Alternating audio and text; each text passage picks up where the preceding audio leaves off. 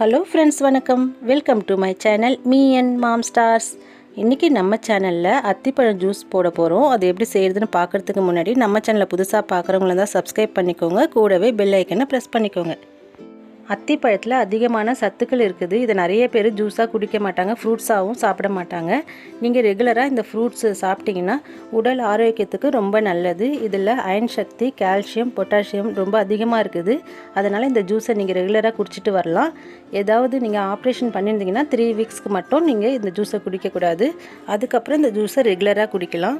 Try அத்திப்பழம் சாப்பிட்றதோட இந்த மாதிரி பழமாவோ இந்த மாதிரி ஜூஸாவோ நீங்கள் குடிக்கும் போது உடம்புக்கு ரொம்ப ஹெல்த்தியாக இருக்கும். இந்த மாதிரி அத்திப்பழம் ஜூஸ் நீங்கள் எடுத்துகிட்டு வந்தீங்கன்னா ரத்த சோகை குறையும்.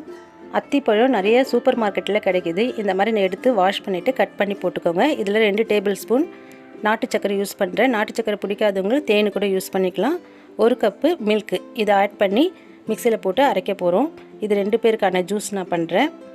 நான் தோலோடு போட்டு தான் அரைக்கிறேன். பெரியவங்க குடிக்கிறதுனால வடிகட்டாமல் நாங்கள் குடிக்க போகிறோம்.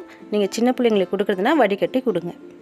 3 அத்திப்பழம் கூட ஒரு நாளைக்கு சாப்பிட்லாம். அத்திப்பழம் அப்படியே சாப்பிட பிடிக்காதவங்க இந்த மாதிரி ஜூஸ் போட்டு வாரத்துக்கு 3-4 நாள் நீங்கள் குடிச்சிட்டு வந்தீங்கன்னா உடம்புக்கு ரொம்ப ஹெல்த்தியாக இருக்கும்.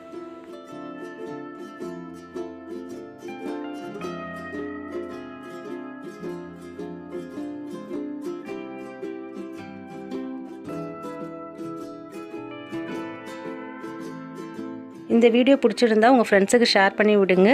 மீ அண்ட் மாம் ஸ்டார்ஸ்க்கு சப்ஸ்கிரைப் பண்ணுங்கள். சுவையாக சமைங்க, அளவாக சாப்பிடுங்க. தேங்க்யூ.